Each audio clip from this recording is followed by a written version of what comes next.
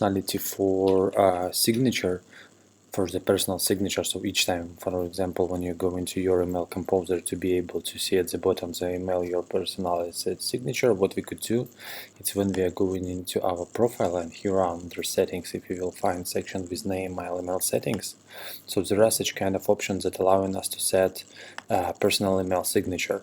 So it's stored on the user object, and each time when you need to, let's say, migrate it from one environment to another, what you need to do, it's you could prepare a CSV file, and if you have a bunch of users where you need to update it, you could do so.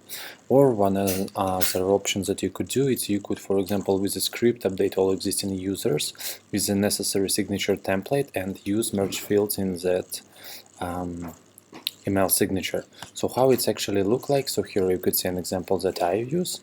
So here we have just a table, here we have some logotype image, here we have first name and last name fields that allowing us to actually use merge fields for our signature.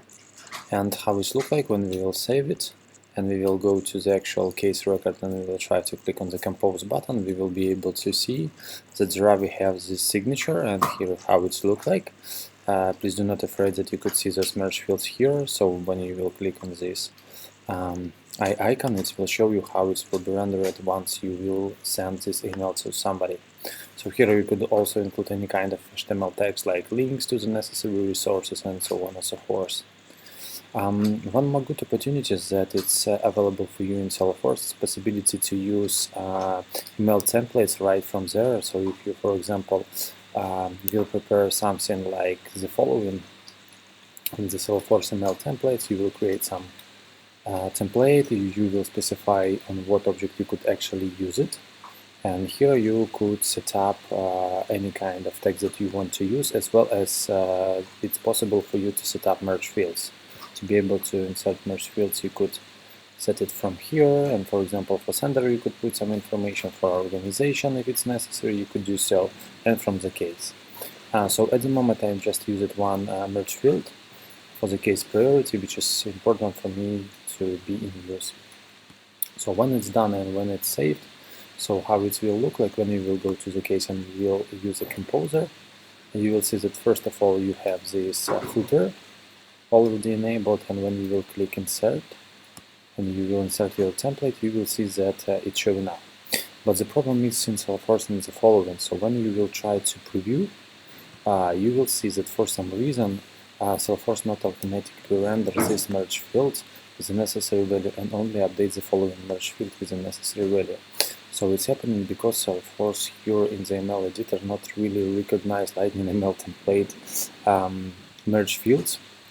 And it's a little bit strange behavior, because like when you use in the footer one, let's say example of merge field, and when you use in the actual email body another example of your merge fields, what's happening with Salesforce, it could not actually recognize both of them, and what it's do, it's just let's say updating only one portion of them available. So for it to make it work, what you could do is you could change both behaviors and have only one type of merge field functionality. So for example, you could change this one to have something like this. And once you will render it, you will see that first name, last name is rendered, and our priority field is rendered. But as you remember, when you just working with the actual email template, what is happening when you insert in a merge field, it's putting you these three brackets around. So here is one of interesting items that you were able to find in Salesforce and how it's look like. So that's it from this behavior. So thanks for the attention.